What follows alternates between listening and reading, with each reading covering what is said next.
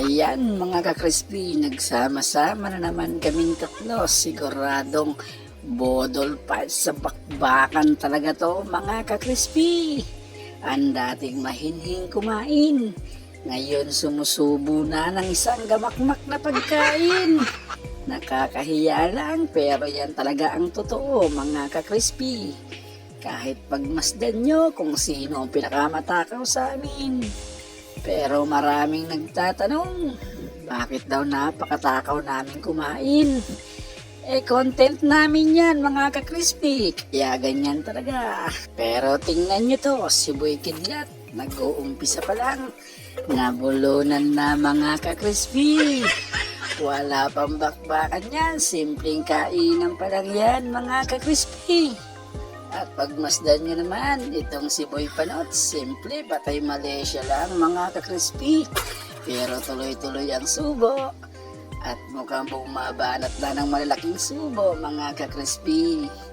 Hindi na nahihiya tulad ng dati, takot sa camera mga ka-crispy. Ngayon talaga ang siyang nasa harapan at sumusubo pa ng malaki. Bawi raw sila kasi ilang araw silang hindi ko nakasama mga ka-crispy. Kaya ngayon mukhang babanat daw sila na mukhang napakaraming pagkain. Yung sobrang busog daw mga ka-crispy. Pero okay lang mga ka-crispy. Wala namang problema dun. Basta importante, sama-sama uli. Okay yun, masaya na ako dun. Ganon talaga mga ka-crispy. Minsan mawawala, minsan darating. Ganyan ang buhay mga ka-crispy. At ito, pagmasdan nyo mga ka-crispy, ang ulam namin.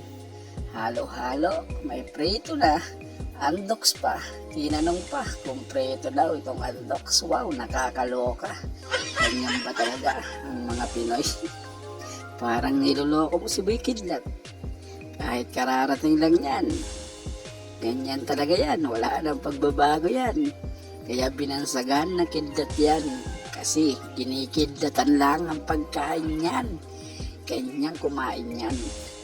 Kahit ihain mo isang gamakmak, isang katotak, babanatan yan, lilingkisan yan na parang sawa. Itong ni Boy Kidlat. Ito naman si Boy Panot, hindi mapakali. Palipat-lipat ang pwesto.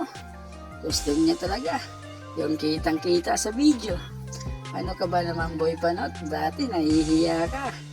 Pero ngayon, hinahanap-hanap mo kung saan talaga nakaharap yung camera. Talaga naman natao na ang probinsyano nakakyat ng Maynila.